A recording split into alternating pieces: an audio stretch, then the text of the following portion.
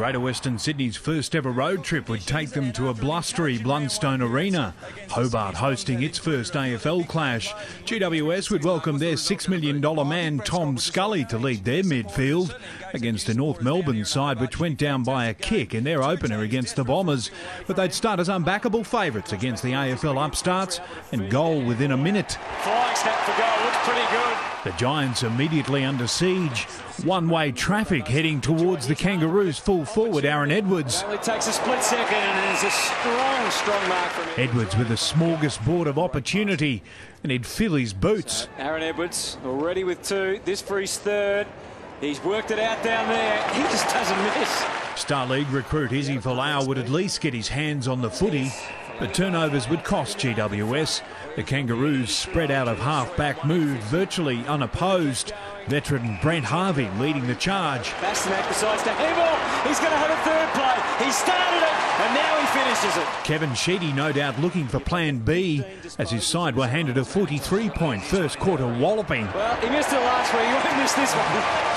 Kevin Sheedy kept his composure while no doubt asking his charges to keep theirs after quarter time as North's ruckman set about silencing a few critics. 50 big Goldstein loping away off the left. The odds were not good there, were they? The flood of North Melbourne goals would slow to a trickle in the second term as every Giants player became a defender to limit the damage. Good tackling from Campbell as it turns out, and another terrific snap from Bastanak.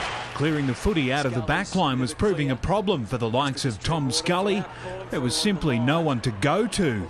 No such problem for the Kangaroos. It's a bit like a training drill at the moment as Anthony drills the left footer. And North Melbourne have goal number 12 on the board. GWS on the receiving end of 12 unanswered first half goals. Their response would come in the third term. The responsibility's on his big shoulders and he launches it through for a goal. Finally they've got a goal. It was like kicking a hornet's nest as North kicked the next two, but GWS had found something. They'd finally managed to run it out of half-back to convert. Let's see if the ball did the right thing. It does. Israel Folau became more involved, looking more comfortable in the contest as GWS began to make an impression on the scoreboard. Hook shot at goal comes from Devon Smith. That's 4 in the quarter. Phil Davis would make it 5 for the quarter as the competition rookies looked more than competitive in most areas. And big McIntosh, too tall. The Kangaroos could no doubt sense the rocket they'd received from Brad Scott at three-quarter time as they kicked the next three. But for GWS, Hamish McIntosh was making a name for himself in the forward line. Oh, great grab. The juggling mark is taken by Cameron, who's had a big quarter. Cameron would kick his third for the term, but North Melbourne would keep them coming for an 87-point three-quarter time lead. Instinctive stuff. He'll go back and set it up into the crease.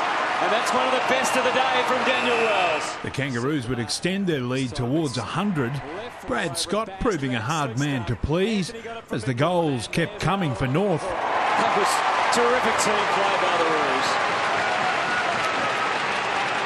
North Melbourne running riot in the final quarter, obliterating GWS to take their lead out to more than 20 goals. Harvey, late in the game, he sensed another opportunity for goal, and he wasn't going to waste that one. The Kangaroos launching their Tassie connection and boosting percentage with a 129-point victory over GWS.